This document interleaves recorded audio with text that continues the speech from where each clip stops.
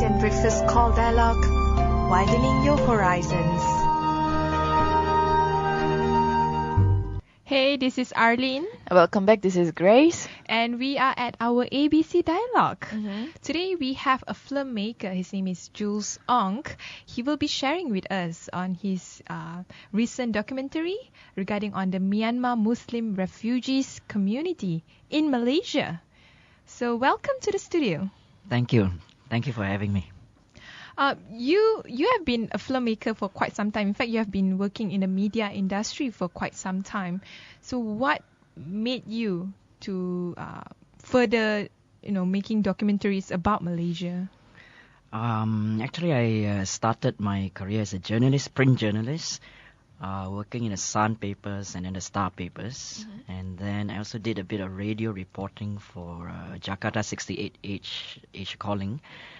And then I decided to experiment on the visual media and filmmaking because I feel that the power of film is very powerful to move emotions, and it's a really interesting way of storytelling. So that's why I take on filmmaking after doing print and radio.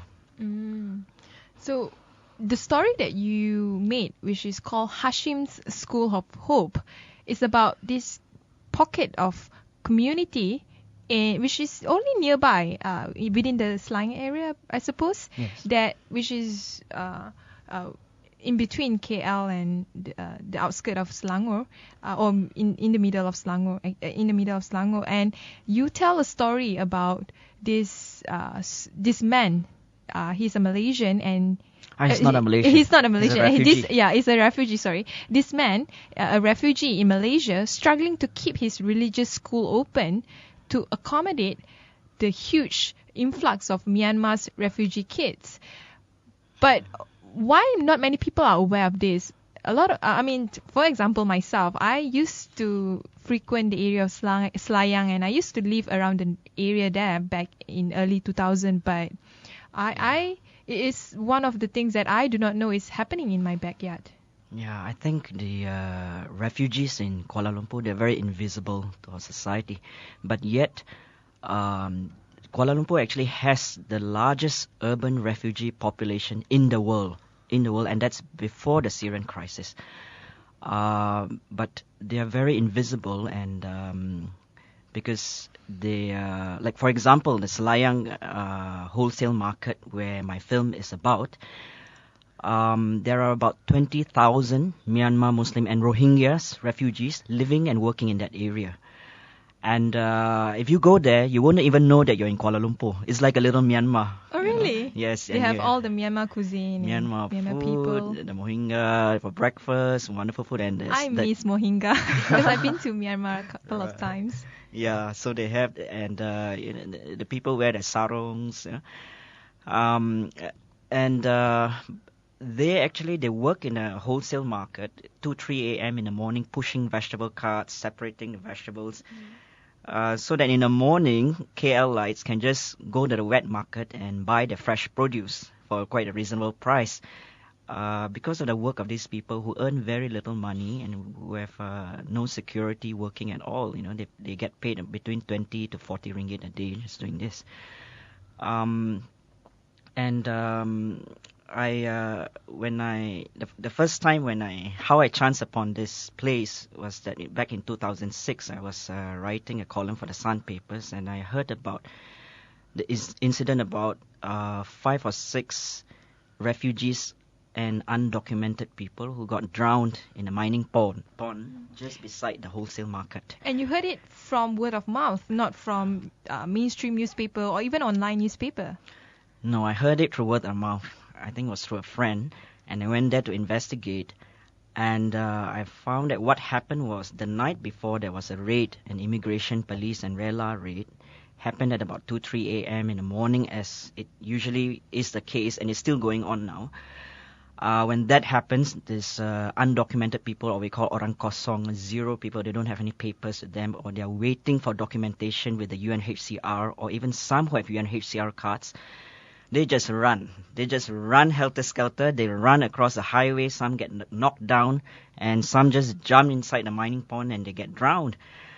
And this is quite a frequent occurrence that's been happening in the past 10, 20 years. And nobody knew, not even a single Malaysian actually complained about this or criticizing this. Well, the tragic thing is that the following day, there's no mention at all in our mainstream papers, and I'm not sure actually about an online news portal, but it was as if that if you don't have legal identity in this country, then you don't exist. You know, your life, your death, it doesn't matter.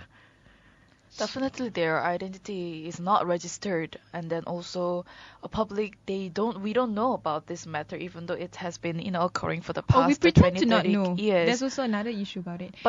But I'm wondering here what's actually stopping from media or the government to report about these issues to the public? Is there a high up pressure, or is just simply media don't care?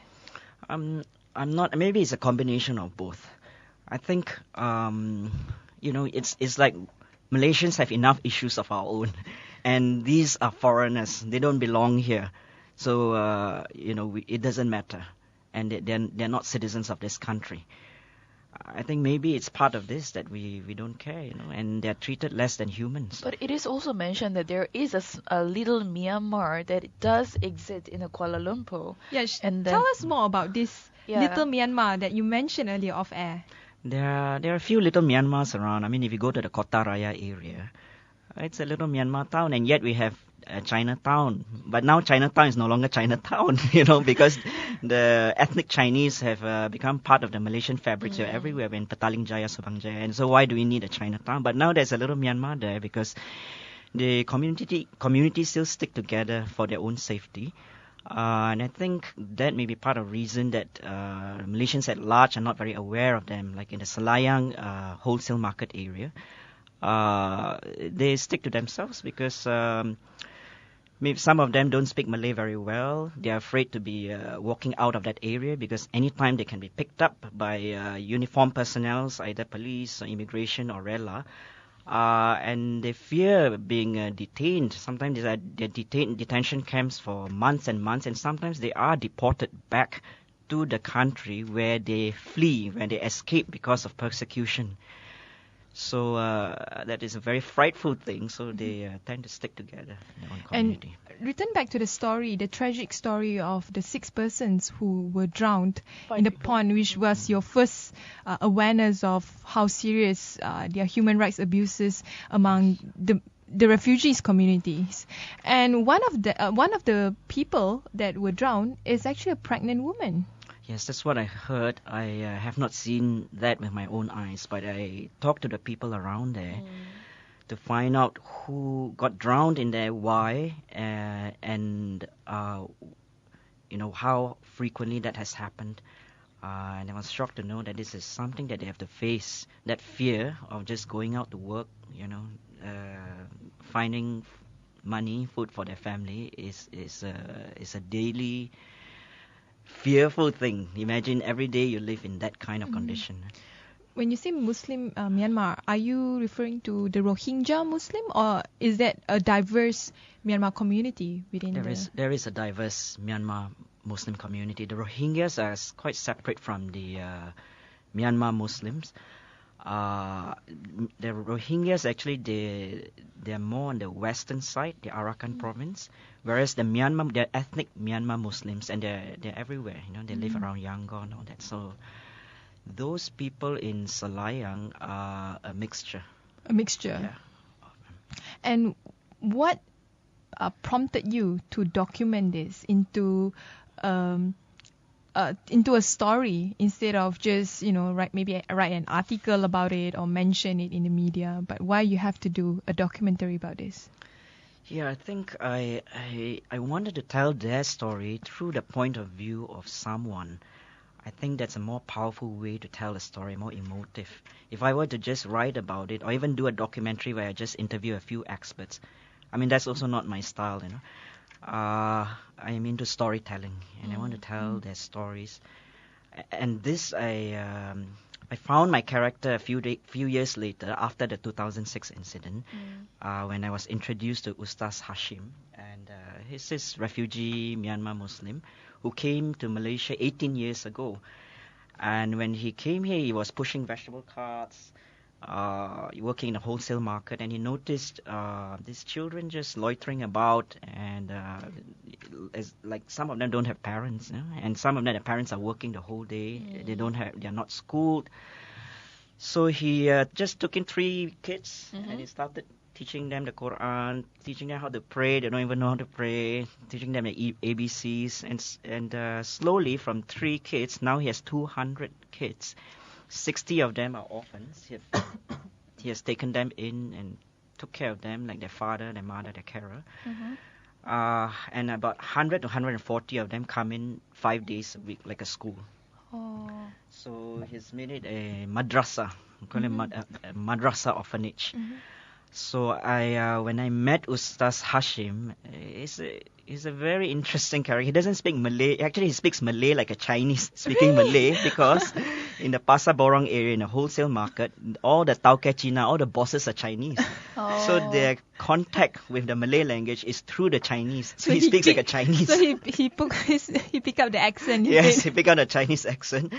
And it's this very interesting way of using the language very effectively. He's very expressive, very articulate, and he gesticulates a lot because he doesn't know a lot of vocabulary. So when I met him, I knew that I found my character. I want to tell the story of these people through his eyes and through his madrasa.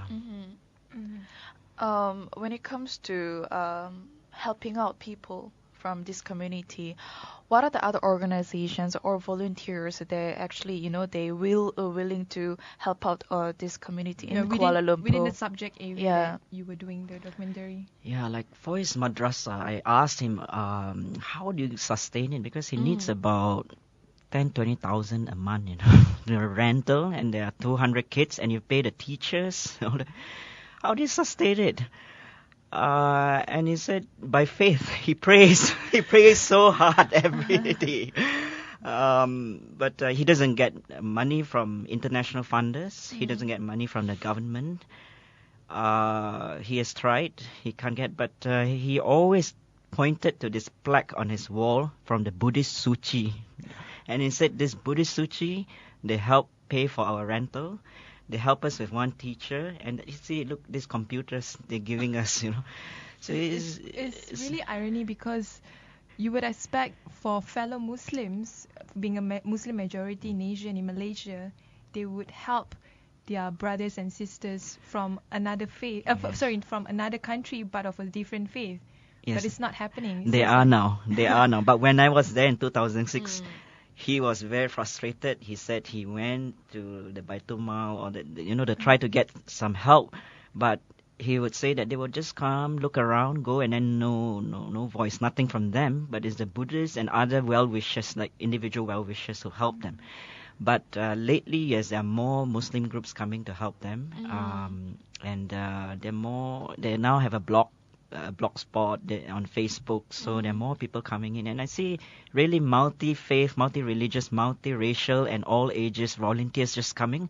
I saw this group of all ethnic Chinese Malaysians just coming to help with the rice, and then on Saturdays you see a lot of people coming in, and then there's a Muslim group coming in, and then there's like a car company coming in, so it's by word of mouth. But I'm surprised that you mentioned Baitul Mal didn't have at all, because I would expect the billions of ringgit that they collected from zakat would be distributed to the poor and those who are vulnerable. Yes, including refugees.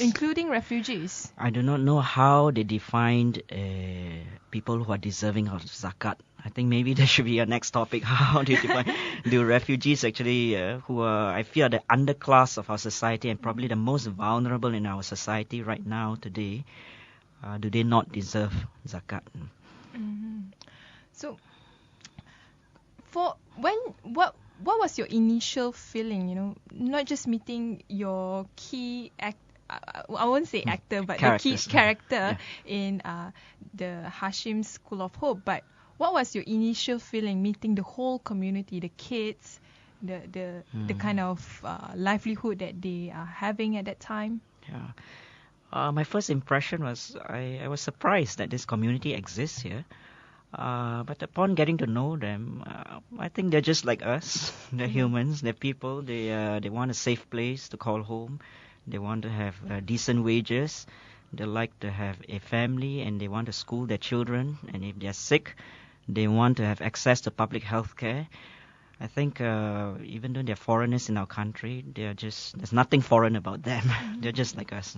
It's really glad to hear that, now slowly, and then there are organizations and also volunteer hands coming in to help out this community. However, on the other side, it is a still serious matter and a lot of untold story to the public. And how is the government support and then also their, mainly the support and also practices in terms of discrimination in this matter? How is it like? I think the government is sort of closing one eye. The government knows that they are here, but do not want to grant them any sort of status. Now maybe there's a little bit of change that if you hold a UNHCR card, the police may actually give you a chance not to just go. But it really depends. It really depends. Because Malaysia is not a signatory to the UN Convention for Refugee Rights, so and it refuses to sign because it says that if we sign, that means we have an obligation, and an influx of immigrants, refugees in this country.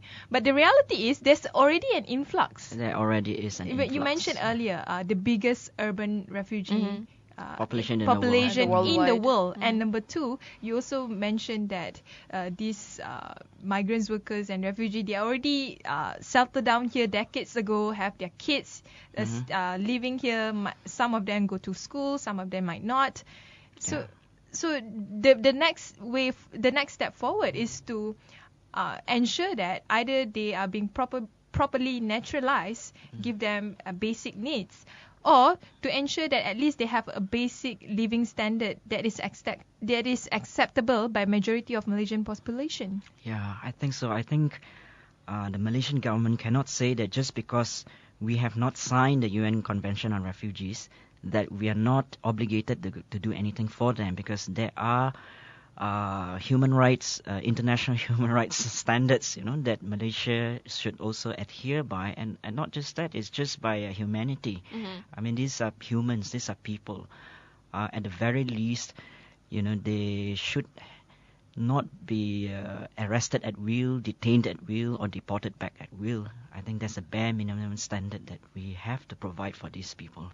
A couple of weeks ago, there's this news about a group of people from Xinjiang. They were refugees as well. They came all the way from China to Malaysia seeking refuge, but they were deported immediately. So these are also pockets of stories that are untold, that probably a lot of Malaysians, either they don't care, they choose to keep quiet. Exactly, and I think not just to look on a human rights perspective, but on an economic perspective. And also that these people, the presence of these people, make our lives easier. They are doing the jobs that Malaysians don't want to do. I mean, who wants to be pushing vegetable carts, sorting out vegetables, cleaning the road? All these things have made our lives easier, and they're working with very little money. So we even benefit. We're exploiting them. So economically, we are better off with them here. The other thing is that Malaysia has always been a country of refugees and migrants. I'm a fourth generation ethnic Chinese in Myanmar here. And my great-grandparents came here because they want to seek a better life. And they struggle very hard like the refugees now. But it was quite some time ago, like the local Myanmar, like the one in the northern part. Because I have I would say heritage Burmese. I have Burmese heritage because of last time they don't have borders, so they just come and go on the northern trading side. And all that. Yes. So this migration, this has always happened. It's not like a recent thing. It's happened throughout the history of Malaya, because Malaya is in this location that's very central. It's between India and China. We have always been a place of confluence of culture. So we are actually all the more richer culturally and economically as a result of this migration. And I think what's happening now is just a process of this migration that has been going on. But for us to treat them in such a way, I think it's inexcusable to treat a whole population of refugees who are escaping from poverty, from continuous violence and conflict in their home countries, is a big question that we have to ask ourselves. I mean, I just found there's something, the facts regarding all these refugees in Malaysia. Like you mentioned before, 100,000 individuals residing in the Kuala Lumpur, like urban areas, and also majority, around 90%, are from Myanmar. Yeah. And they're just a small minority are from Afghanistan, Iraq, Somalia, Sri Lanka, and also around 40,000 people are residing in Malaysia are considered stateless. They don't have their own identity in Malaysia. And the needs and the strategies from the government is very minor in this for this community in Malaysia. So this, as much as it is a serious matter, you've started documenting on this community. What else? What are the other ways that to bring out awareness to the public? I think there needs to be more conversation about this, and I think we visit the area, go and see them, talk to them. But how can Malaysian know that in their backyard there's this group of refugees, also living their daily lives like the rest of us? Open your eyes and your ears. I think your security guards are working. Ask them. Where do they live? They might not be refugees with our security guards, but they might know. Yeah, there's a whole community here. I think even in PJ too, because in the mosque, small masjid Aminah, have you seen the Burmese community? They're coming in wearing their sarongs, and you know that these are the sarongs and are not Malaysian sarongs. So if you open your eyes, you realize that it's not just Malay Chinese Indians in Kuala Lumpur anymore. It's never been Malay Chinese Indian originally. That's just a propaganda that's been drilled in our heads. If you go in the area of Kuala Lumpur, especially the Bukit Bintang area, at night, you would think that this is not the Kuala Lumpur that used to be in the 90s, where it would be the Malay Chinese Indian that you mentioned. Nowadays it would be either tourists, Arab tourists in particular, or migrant workers, refugees, and all that, just roaming around the streets. And for the government and the Malaysian society to be in denial of this changing demographic, not just in the urban setting but in the whole of Malaysia, is to not facing the reality that the future of Malaysia might not possibly be just Malay, Chinese, Indian, and some minority ethnic communities, but to accommodate our neighboring countries, either refugees or migrant workers who have stayed long enough that they can ask for a naturalized citizenship. Exactly, yes.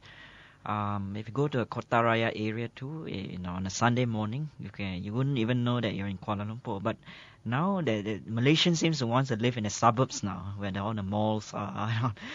But the inner city area, there are a lot of migrant workers and refugees.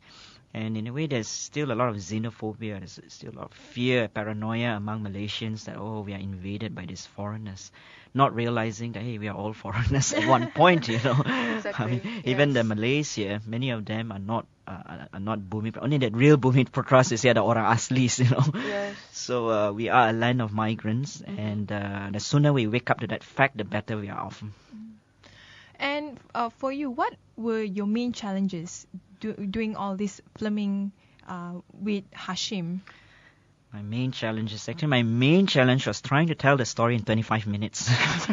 25 minutes. Which is... That's the duration of the documentary. The documentary can be accessed via Al Jazeera website. Yes, it's part of the Viewfinder Asia, Al Jazeera's Viewfinder Asia, where they select local filmmakers to tell the stories in their own country. So you can you just Google up Al Jazeera Viewfinder Asia, and then you'll see 8 documentaries that has come out from this project that was started in. We had a workshop in Busan last year. So 8 of us were selected to do the documentaries in our own countries. Was it a competition or is it? The initial proposal, the pitch, yes, it was sort of a competition. I think there were 100 or 200 over proposals, and they selected 10. And then we went for the workshop, and then we were sort of not groomed, but kind of shown, the style of filmmaking for this particular Witness Viewfinder Asia series of documentaries. So are you the only one from Malaysia being selected? Yes, I was the only one from Malaysia selected. They select one person from each country, and I really would like to encourage the listeners to watch the documentaries from India, Sri Lanka, China, because they're quite intimate stories. They're intimate stories that tell a larger issue. And definitely, with the help of social media, can definitely make it viral, to the public, because now we have all this technology development, and also with the aid of social media, especially, we can just post it up, and that also helps to bring up the awareness from the public. Yeah. We will take a short break. When we return back, more discussion with our filmmaker here, Jules Ong. ASEAN Breakfast Call Dialogue, widening your horizons. Hey, this is Arlene. Hi, this is Grace. And you're continuing listening to us at ABC Dialogue. It's part of the ASEAN Breakfast Call segments. So we are still with Jules Ong discussing about his latest film, Hashim's School of Hope, and he also shared the plights of refugees in Malaysia, in particularly the Myanmar Muslim refugees communities. So culturally, how different it is, the Myanmar Muslim with the majority Muslim population in Malaysia? Actually, there's not much vast difference. Well, in terms of religion, they are from the Hanafi mazhab, and Malaysian Muslims are from the Shafi'i mazhab, but they're Sunnis. Most of the differences are culturally and language-wise. I noticed that the women in the community, they're more subservient to the men. They're more behind or more quiet. Reserved. Yeah, more reserved, and the girls are also married off at a very young age, in their teenage years, to sometimes to much older men, so that's something that I noticed from that community. We discussed earlier about kids. What are the social mobility prospect of these kids once they reach the age after 18 years old? Very little social mobility, because they do not have the right to work legally. So Ustaz Hashim's madrasa, his school, he would very proudly introduce me to his former students, who is a Tafiz, who has memorized the whole Quran and top in the school. And then they say, oh yeah, he's a vegetable cart pusher now, and he's an electrician now. And he's so proud of them. But the only work that they can do is becoming a vegetable cart pusher or electrician, or maybe they sell some vegetables on the side. So I think it's very sad that these people, they're very smart. They could contribute actually to our economy. They're intelligent, but yet what they can do is just within that Selayang wholesale market confines. So it looks like the job opportunities is very limited to this community. So is it okay to say that educating those community, as much as it is important, do you think it's also a sort of a waste, because their job opportunities are very limited and very narrow? So even after they graduate or they finished a certain qualification in terms of education, what's your view on this? Because it sounds very unfair. Yeah, I think there are several points. One is that it is a waste of human resources, because the refugees who come here, they're quite different from the immigrants who come here for work. Refugees who come here, some of them they are quite educated in their countries, and they come here because they escape the conflict, and then they cannot continue their studies. So they are not the lower rung, or I say the working class. And some of them they have skills and they have talents, but they're not being used here because there's no social mobility, there's no education for them.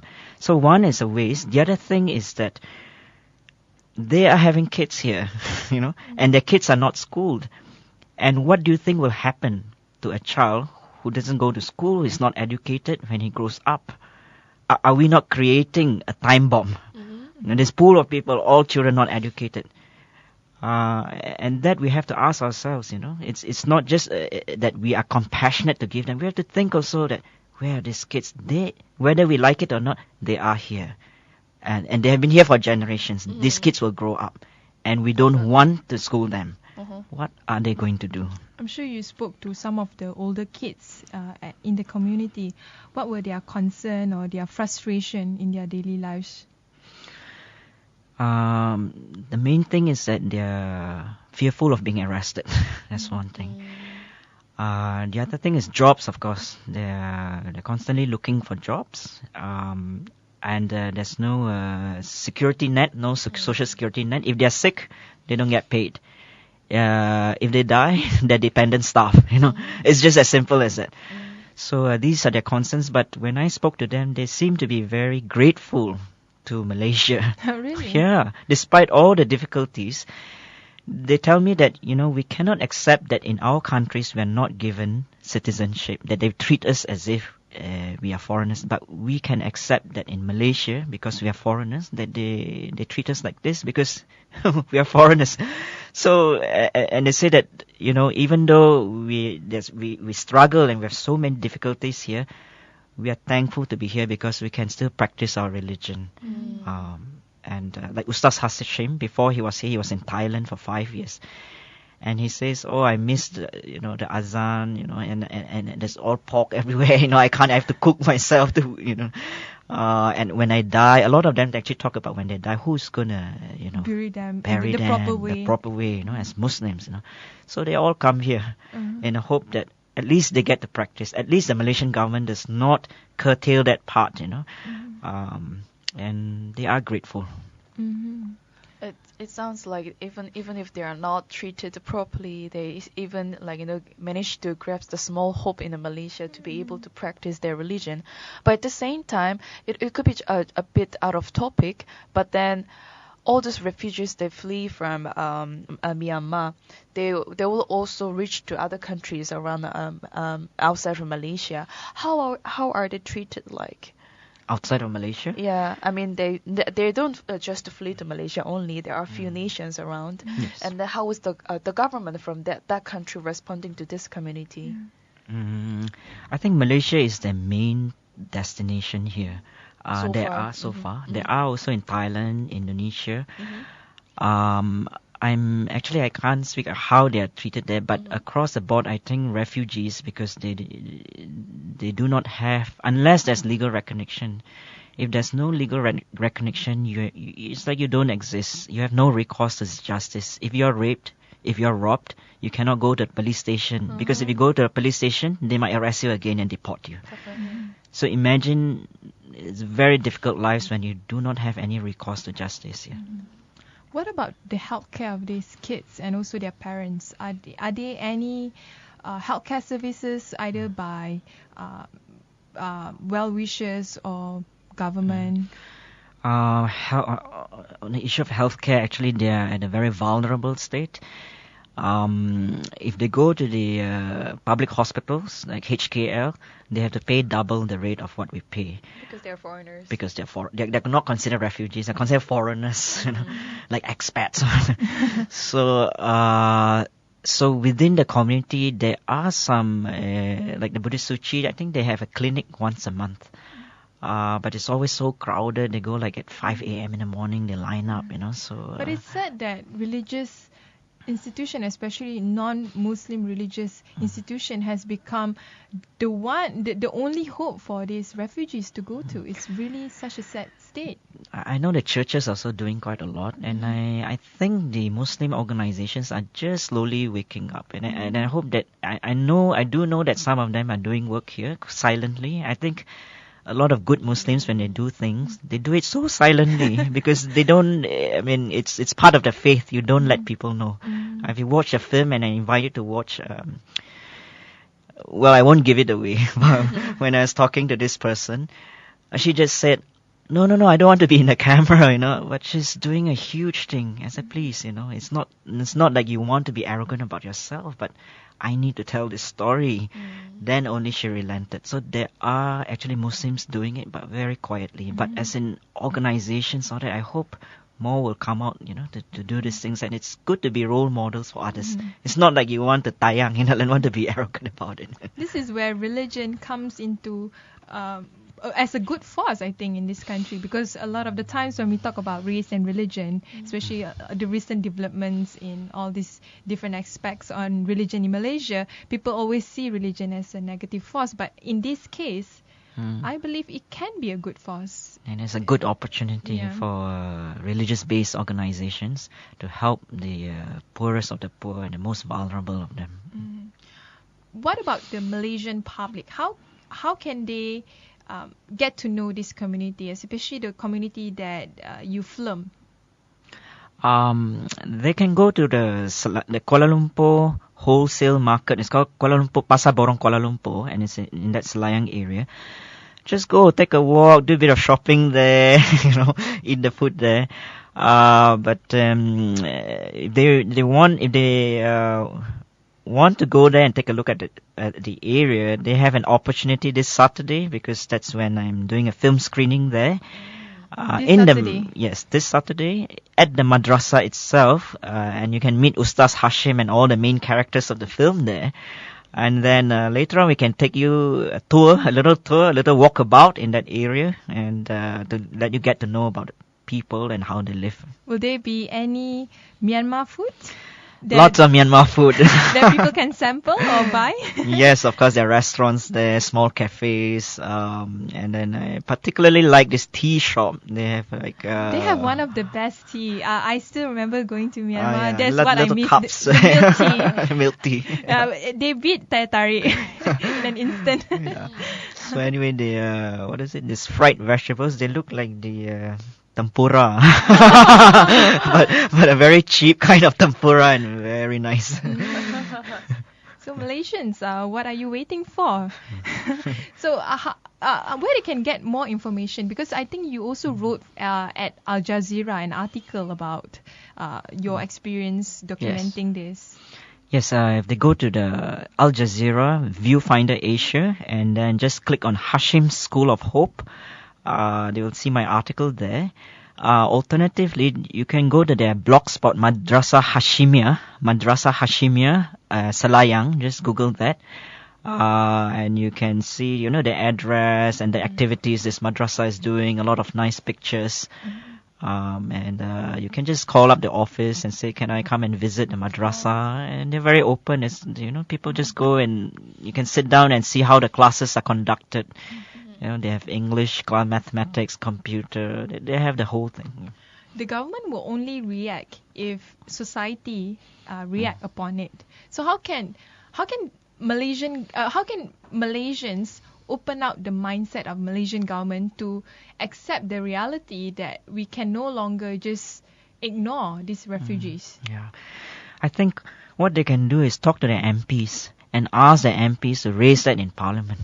Tell them that our neighbours are this community and we want them to have the rights that we have. Has both the Barisan Nasional and Pakatan Rakyat camps raised this so far, as much as you have been aware of the local I'm not news? aware whether it has, because I've not read about that. I think we're so insular in our own politics that we haven't looked we haven't looked at the wider society, and I hope that our MPs actually will raise this in Parliament to say that we our neighbours, they've become our community, and we want to have good relations with them. The first step to good relations is they need to have their basic rights, like to be free from fear, to be able to walk on the streets without the threat of being arrested anytime, or even the threat of being robbed by fellow Malaysians. Because Malaysians now know that if they rob these fellas, They have no rights. they have no right to fight back. It's very easy, you just rob them, do whatever you like with them, hit them around, whatever. They cannot fight back. So we have to take care of them. And also, in addition to that, the government needs to come up with at least a form of, refugee policy to this country, because for sure Malaysia has the biggest population when it comes to Myanmar refugees worldwide. And then, but then moving on to his filmmaker side, do you have any plans for next films or project? This one, there are so many projects. So many. But I was involved in a study where we went to Kajang prison to interview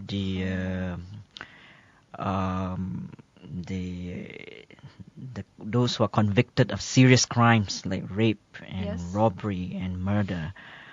And I spoke to these kids. Well, they're not kids, they're between 20 to 30 years old. It's part of a UKM project and part of the Ministry of Sports and Youth. I really want to follow their stories after they come out of jail. Like, I want to pick maybe 3 characters, 3 persons, and just follow them for 1 year, just to see whether they get accepted into society or not, their families, how and whether they get back into the crime life. I think I want to have an intimate insight into their stories. Will there be any restrictions, in the progress of making films? Like, 'cause that kind of topics that you're choosing right now is pretty sensitive, and also it could be quite confidential. Restrictions from the government, or from the government, or also from the probably from the authorities to be able to release certain films to the public, because you will be revealing certain parts, intimate details of your subjects. For that part, I have to discuss with the person, with the subject, whether they are comfortable to have that part of their life being shown to the world. And that's the first step before I can even start a story. And the second thing, of course, is the sensitivities. The government might do something to me. But I think so far so good. I think I'm not lying about it. This is, the power of the filmmaking is that the words come from the person. I didn't put words into their mouth. Ustaz Hashim is telling about the condition they're living in. I'm not telling. So this is the reality. And if you watch it, you realize that what can the government, what can the authorities do? This is the fact of life here, and we are not. We are not directly accusing anybody. So this is the reality of their life here. With that, that's all we have for our ABC dialogue. Thanks for sharing your so much story. Thank you very much. I would definitely come on this Saturday. Please bring your friends.